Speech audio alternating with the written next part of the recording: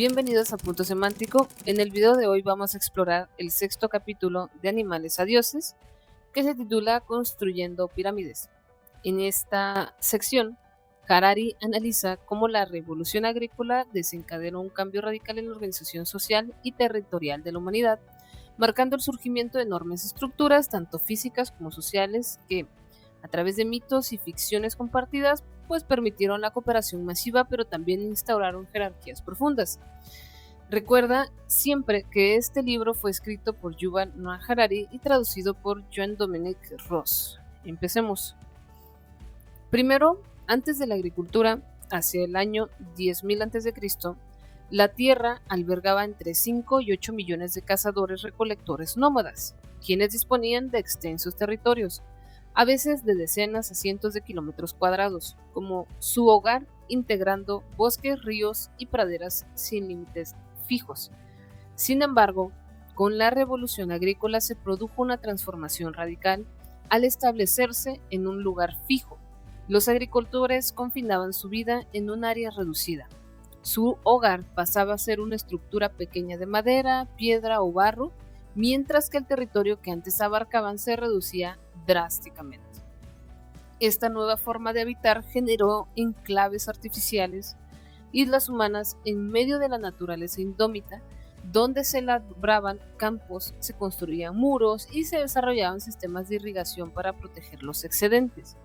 De esta manera, la vida pasó de la inmensidad de la sabana a espacios reducidos, dando origen al apego psicológico a mi casa y a la separación de los vecinos, que ahora son rasgos distintivos del ser moderno. Es decir, pasamos de estar en territorios extensos, a ver, como si el territorio mismo fuera nuestra casa, a decir que un aparato, un instrumento, un espacio específico se convertía en nuestra casa. La revolución agrícola, en este sentido, pues no solo cambió la forma en que vivíamos, sino también en la cantidad de personas que habitan la tierra.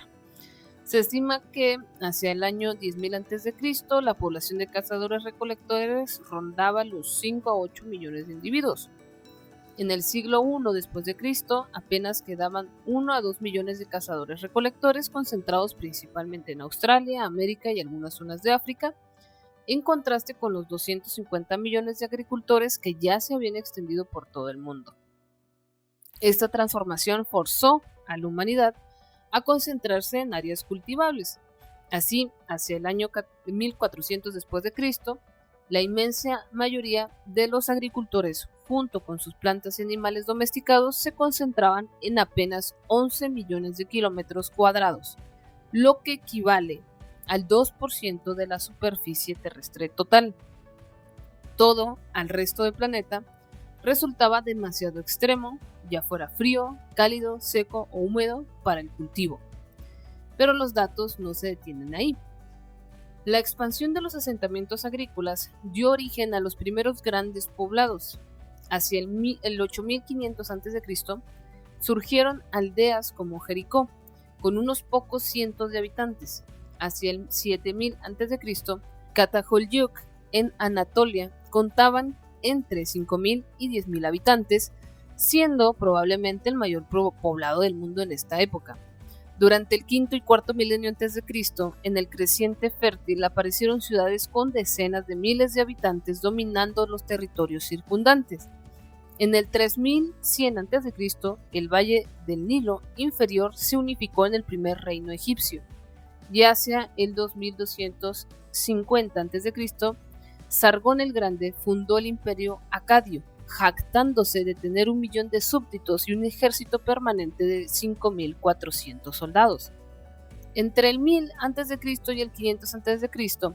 surgieron megaimperios en Oriente Próximo como el asirio, babilonio y persa, que gobernaban a varios millones y contaban con decenas de miles de soldados.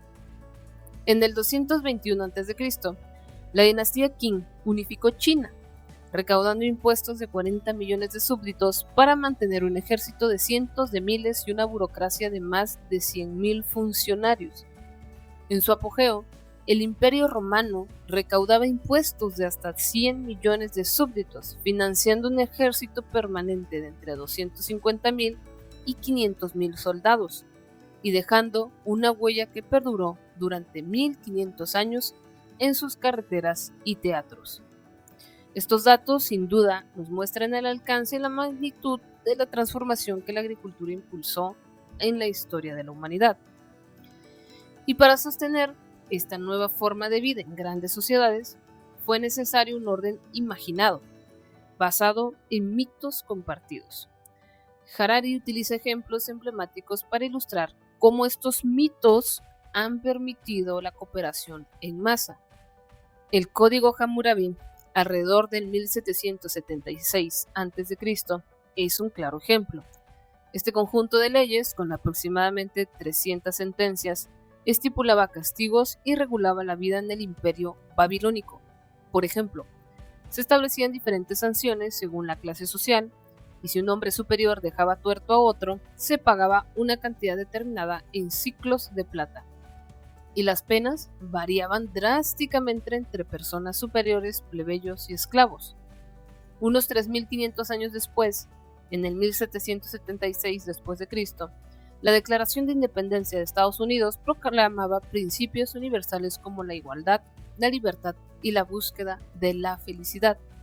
Si bien ambos textos, como el de Hammurabi y el de la Declaración, pretendían establecer un orden social basado en principios inmutables, uno defendía la desigualdad natural, basada en jerarquías, y el otro la igualdad de todos los hombres. Harari nos está invitando aquí a ver que ambos son mitos y son construcciones intersubjetivas que permiten la cooperación masiva. Estos órdenes imaginados no existen fuera de la imaginación compartida de millones de personas, pero son esenciales para que sociedades tan grandes como imperios o naciones funcionen. Así, la creación y el mantenimiento de órdenes imaginados ha permitido que la cooperación a gran escala funcione, pero también ha dado lugar a desigualdades y opresiones. Los excedentes alimentarios producidos por los campesinos se convirtieron en la base para el surgimiento de élites, reyes, soldados, sacerdotes y funcionarios que se beneficiaban de la riqueza generada, mientras que la mayoría se limitaba a subsistir. Las instituciones como ejércitos, tribunales, prisiones y burocracias que mantienen estos órdenes dependen no solo de la violencia, sino también de la creencia profunda en estos mitos. En resumen, el orden imaginado que sustenta desde el Código de Hammurabi hasta la Declaración de Independencia es una construcción social que nos permite cooperar, pero también impone límites, ya que la verdadera transformación del mundo depende de cambiar simultáneamente la imaginación de millones de personas. Para concluir, Construyendo pirámides nos muestra cómo la revolución agrícola no solo transformó la forma en que cultivamos y vivimos, sino que también dio origen a órdenes imaginados que sostienen nuestra cooperación a gran escala. Los datos y fechas desde los 5 a 8 millones de cazadores de recolectores en el 10.000 a.C. hasta los imperios que gobernaron a decenas de millones de personas nos permiten comprender la magnitud de este cambio. Estos mitos, ya sea con el Código Hammurabi o la Declaración de Independencia, nos recuerdan que los principios de justicia, igualdad y jerarquía existen solo en nuestra imaginación compartida y son la clave para organizar sociedades tan complejas como la nuestra. ¿Qué opinas tú? ¿Crees que estas órdenes imaginadas han sido un motor para el progreso o una fuente de opresión? Déjame tu comentario, dame un like, comparte el video, suscríbete y veamos el siguiente capítulo que nos dice Harari sobre la humanidad.